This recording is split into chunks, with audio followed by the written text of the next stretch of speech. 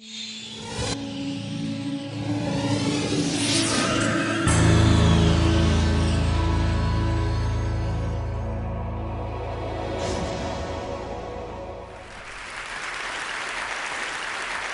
going to talk to you about some stuff that's in this book of mine that I hope will resonate with other things that you've already heard, and I'll try to make some connections myself in case you missed them. But I want to start with what I call the official dogma. The official dogma of what? The official dogma of all Western industrial societies. And the official dogma runs like this. If we are interested in maximizing the welfare of our citizens, the way to do that is to maximize individual freedom. The reason for this is both that freedom is in and of itself good, valuable, worthwhile, essential to being human, and because if people have freedom, then each of us can act on our own to do the things that will maximize our welfare, and no one has to decide on our behalf. The way to maximize freedom is to maximize choice. The more choice people have, the more freedom they have, and the more freedom they have, the more welfare they have. This, I think, is so deeply embedded in the water supply that it wouldn't occur to anyone to question it. And it's also deeply embedded in our lives. I'll give you some examples of what modern progress has made possible for us. This is my supermarket, not such a big one. I want to say just a word about salad dressing. 175 salad dressings in my supermarket. If you don't count the 10 extra virgin olive oils and 12 balsamic vinegars you could buy to make a very large number of your own salad dressings in the off chance that none of the 175 the store has on offer suits you. So this is what the supermarket is like. And then you go to the consumer electronics store to set up a stereo system, speakers, CD player, tape player, tuner, amplifier, and in this one single consumer electronics store, there are that many stereo systems. We can construct 6.5 million different stereo systems out of the components that are on offer in one store. You got to admit that's a lot of choice. In other domains, the world of communications, there was a time when I was a boy when you could get any kind of telephone service you wanted as long as it came from Ma Bell. You rented your phone, you didn't buy it. One consequence of that, by the way, is that the phone never broke. And those days are gone. We now have an almost unlimited variety of phones, especially in the world of cell phones. These are cell phones of the future. My favorite is the middle one, the MP3 player, nose hair trimmer, and creme brulee torch. And if by some chance you haven't seen that in your store yet, you can rest assured that one day soon you will. And what this does is it leads people to walk into their stores asking this question. And do you know what the answer to this question now is? The answer is no. It is not possible to buy a cell phone that doesn't do too much. So, in other aspects of life that are much more significant than buying things, the same explosion of choice is true. Healthcare. It is no longer the case in the United States that you go to the doctor and the doctor tells you what to do. Instead, you go to the doctor and the doctor tells you, well, we could do A or we could do B. A has these benefits and these risks. B has these benefits and these risks. What do you want to do? And you say, Doc, what should I do? And the doc says, A has these benefits and risks, and B has these benefits and risks. What do you want to do? And you say, if you were me, doc, what would you do? And the doc says, but I'm not you. And the result is, we call it patient autonomy, which makes it sound like a good thing, but what it really is a shifting of the burden and the responsibility for decision-making from somebody who knows something, namely the doctor, to somebody who knows nothing and is almost certainly sick and thus not in the best shape to be making decisions, namely the patient. There's enormous marketing of prescription drugs to people like you and me, which if you think about it makes no sense at all since we can't buy them. Why do they market to us if we can't buy them? The answer is that they expect us to call our doctors the next morning and ask for our prescriptions to be changed. Something as dramatic as our identity is now become a matter of choice, as this slide is meant to indicate. we don't inherit an identity, we get to invent it, and we get to reinvent ourselves as often as we like. And that means that every day when you wake up in the morning, you have to decide what kind of person you want to be. With respect to marriage and family, there was a time when the default assumption that almost everyone had is that you got married as soon as you could, and then you started having kids as soon as you could. The only real choice was who, not when, and not what you did after. Nowadays, everything is very much up for grabs. I teach wonderfully intelligent students, and I assign 20% less work than I used to, and it's not because they're less smart, and it's not because they're less diligent, it's because they are preoccupied, asking themselves, should I get married or not? Should I get married now? Should I get married later? Should I have kids first or a career first? All of these are consuming questions, and they're going to answer these questions whether or not it means not doing all the work I assign and not getting a good grade in my courses. And indeed they should. These are important questions to answer. Work. We are blessed, as Carl was pointing out, with the technology that enables us to work every minute of every day from any place on the planet, except the Randolph Hotel.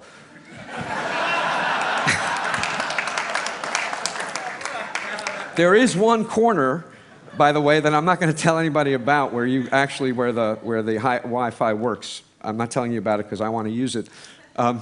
So what this means, this incredible freedom of choice we have with respect to work, is that we have to make a decision again and again and again about whether we should or shouldn't be working. We can go to watch our kid play soccer, and we have our cell phone on one hip, and our BlackBerry on our other hip, and our laptop presumably on our laps. And even if they're all shut off, every minute that we're watching our kid mutilate a soccer game, we are also asking ourselves, should I answer this cell phone call? Should I respond to this email? Should I draft this letter? And even if the answer to the question is no, it's certainly going to make the experience of your kid's soccer game very different than it would have been. So everywhere we look, big things and small things, material things and lifestyle things, life is a matter of choice. And the world we used to live in looked like this. That is to say, there were some choices, but not everything was a matter of choice. And the world we now live in looks like this. And the question is this good news or bad news? And the answer is yes. We all know what's good about it, so I'm going to talk about what's bad about it. All of this choice has two effects, two negative effects on people. One effect, paradoxically, is that it produces paralysis rather than liberation. With so many options to choose from, people find it very difficult to choose at all. I'll give you one very dramatic example of this, a study that was done of investments in voluntary retirement plans. A colleague of mine got access to investment records from Vanguard, the gigantic mutual fund company of about 1 million employees in about 2,000 different workplaces. And what she found is that for every 10 mutual funds the employer offered, rate of participation went down 2%.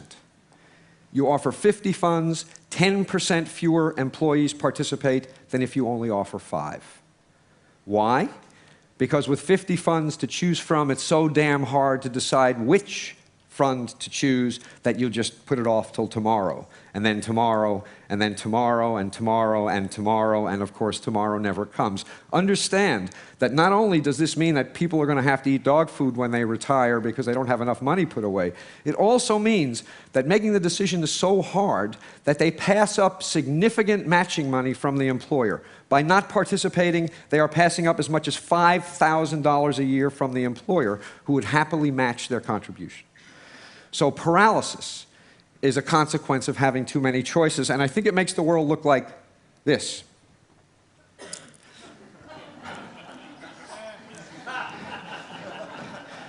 You really want to get the decision right if it's for all eternity, right? You don't want to pick the wrong mutual fund or even the wrong salad dressing. So that's one effect. The second effect is that even if we manage to overcome the paralysis and make a choice, we end up less satisfied with the result of the choice than we would be if we had fewer options to choose from. And there are several reasons for this. One of them is that with a lot of different salad dressings to choose from, if you buy one and it's not perfect, and you know what salad dressing is, it's easy to imagine that you could have made a different choice that would have been better. And what happens is this imagined alternative induces you to regret the decision you made, and this regret subtracts from the satisfaction you get out of the decision you made, even if it was a good decision. The more options there are, the easier it is to regret anything at all that is disappointing about the option that you chose. Second, what economists call opportunity costs. Dan Gilbert made a big point this morning of talking about how much the way in which we value things depends on what we compare them to. Well, when there are lots of alternatives to consider, it is easy to imagine the attractive features of alternatives that you reject that make you less satisfied with the alternative that you've chosen. Here's an example. For those of you who aren't New Yorkers, I apologize. But here's what you're supposed to be thinking. Here's this couple on the Hamptons. Very expensive real estate, gorgeous beach, beautiful day. They have it all to themselves. What could be better? Well, damn it, this guy is thinking, it's August. Everybody in my Manhattan neighborhood is away. I could be parking right in front of my building. And he spends 2 weeks nagged by the idea that he is missing the opportunity day after day to have a great parking space. Opportunity costs subtract from the satisfaction we get out of what we choose, even when what we choose is terrific. And the more options there are to consider, the more attractive features of these options are going to be reflected by us as opportunity costs. Here's another example. Now this cartoon makes a lot of points. It makes points about living in the moment as well, and probably about doing things slowly. But one point it makes is that whenever you're choosing one thing, you're choosing not to do other things, and those other things may have lots of attractive features, and it's going to make what you're doing less attractive. Third, escalation of expectations. This hit me when I went to replace my jeans. I wear jeans almost all the time. And there was a time when jeans came in one flavor, and you bought them, and they fit like crap, and they were incredibly uncomfortable, and if you wore them long enough and washed them enough times, they started to feel okay. So I went to replace my jeans after years and years of wearing these old ones, and I said, I want a pair of jeans, here's my size, and the shopkeeper said, do you want slim fit, easy fit, relaxed fit? You want button fly or zipper fly? You want stone washed or acid washed? Do you want them distressed? Do you want boot cut? Do you want tapered? Blah, blah, blah, on and on. He went. My jaw dropped. And after I recovered, I said, I want the kind that used to be the only kind.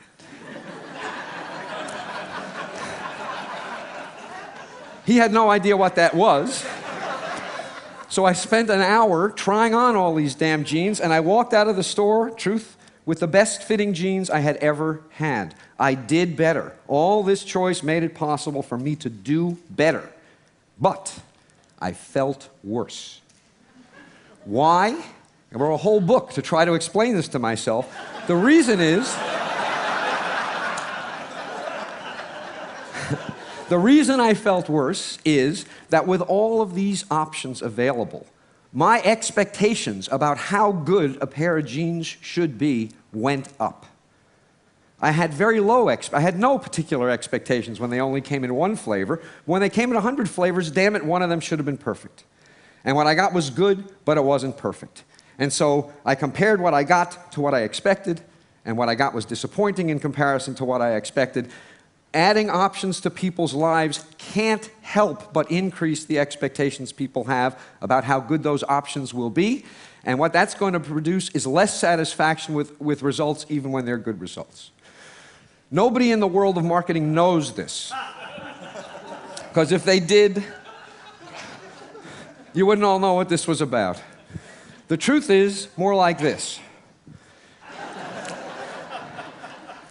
The reason that everything was better back when everything was worse is that when everything was worse, it was actually possible for people to have experiences that were a pleasant surprise.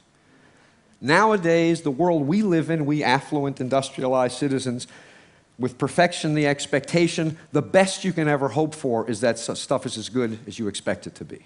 you will never be pleasantly surprised because your expectations, my expectations, have gone through the roof. The secret to happiness, this is what you all came for.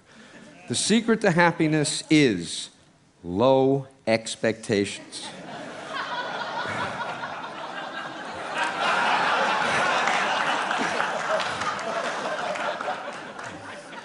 I want to say, just a little autobiographical moment, that I actually am married to a wife, and she's really quite wonderful. I couldn't have done better. I didn't settle. But settling isn't always such a bad thing. Finally, one consequence of buying a bad-fitting pair of jeans when there is only one kind to buy is that when you are dissatisfied and you ask why, who's responsible? The answer is clear. The world is responsible. What could you do?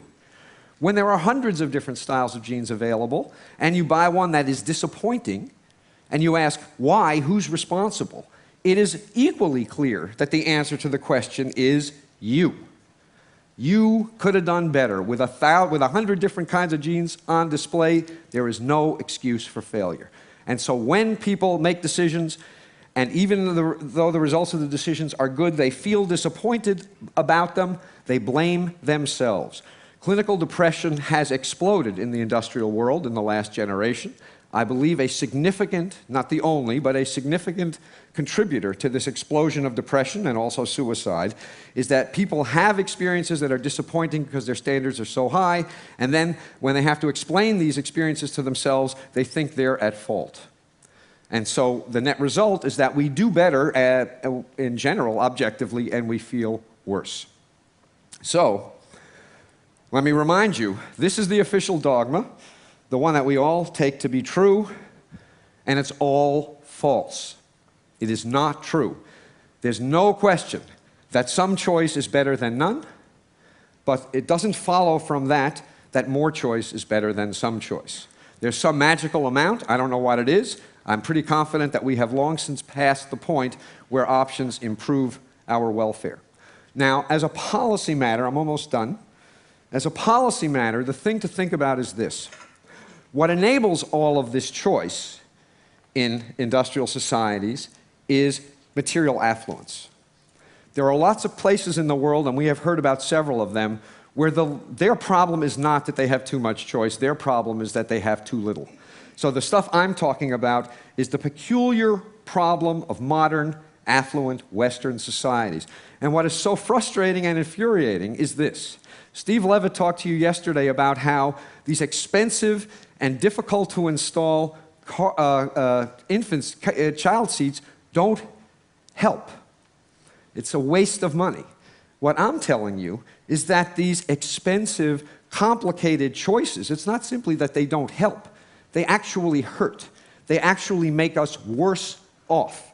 If some of what enables people in our societies to make all of the choices we make were shifted to societies in which people have too few options, not only would those people's lives be improved, but ours would be improved also. This is what economists call a Pareto improving move. Income redistribution will make everyone better off, not just poor people, because of how all this excess choice plagues us. So, to conclude, you're supposed to read this cartoon and, being a sophisticated person, say, what does this fish know? You know, nothing is possible in this fishbowl. Impoverished imagination, a myopic view of the world, and that's the way I read it at first. The more I thought about it, however, the more I came to the view that this fish knows something. Because the truth of the matter is that if you shatter the fishbowl so that everything is possible, you don't have freedom, you have paralysis. If you shatter this fishbowl so that everything is possible, you decrease satisfaction. You increase paralysis and you decrease satisfaction. Everybody needs a fishbowl. This one is almost certainly too limited, perhaps even for the fish, certainly for us. But the absence of some metaphorical fishbowl is a recipe for misery and, I suspect, disaster. Thank you very much.